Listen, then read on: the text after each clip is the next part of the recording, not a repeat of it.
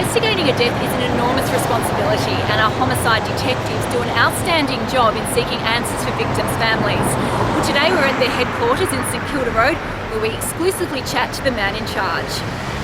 Detective Inspector John Potter joined the Victoria Police Force as a cadet with his twin brother at the age of 16. More than 40 years on, with experience working the van, detective duties, management, policy work and training, he's now in charge of the Victoria Police Homicide Squad. Primarily, I'm motivated by working with really professional, motivated people and seeing the fantastic results they achieve, and in some small way being part of those results. And it's a real buzz to achieve that. But the other thing I like to see is the caring way our investigators deal with grieving families. So tell me about the Homicide Squad. Well, we've got 60 odd members attached to the squad, and they comprise mainly detectives, but also some intelligence support staff. And they're made up of 4 teams, 3 of which are response teams.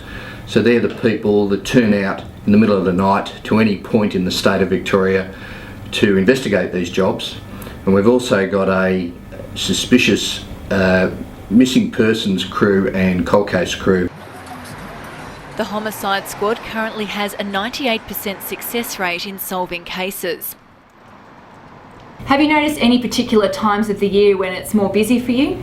Some weekends we will see 3 jobs come in, and that stretches us, and other weekends none. So we've looked at this over the course of the years, and we can't establish any earthly trend that we can predict what's going to happen. Detective Inspector Potter has been the face of Victoria Police for some high-profile cases, including the rape and murder of Jill Maher. Every investigation that involves the death of a person is a priority for us and for Victoria Police.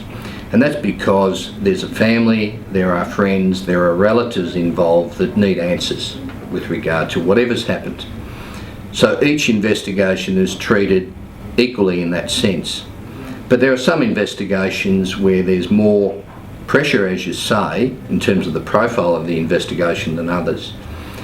For me, I see my role as the front line for that pressure. So in other words, obviously briefing my senior officers as to what's happening and keeping them appraised of the progress of the investigation, but also maintaining that public face for the squad. And that becomes quite a challenge at times, because the need to provide that update has to be balanced with the need to maintain the confidentiality and integrity of the investigation. Another case is the baffling disappearance of Baronia's schoolgirl Siriakorn Bung Siraboon, who vanished on her way to school 2 years ago. A dedicated task force has been set up to find out what happened to her. We've been keeping the family updated on our progress. At this stage, they are still holding out hope that Bung is alive. We're hoping to provide them with some answers at some stage. What makes a good homicide detective? Well, the first thing for us is a person that is an experienced detective. So that means typically we'd be seeing new people coming to our squad with 7 or 8 years of service as a police officer and having done some years as a detective. But moreover, we're after people that are professional, have an understanding of how an investigation is conducted, people that show empathy, that are good teamwork people, and people that can actually get things done because they're motivated.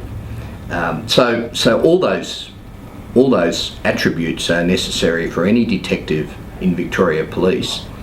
We're just fortunate enough to have a real list of people wanting to get into the squad, and as a consequence there's a motivation once they get there to succeed.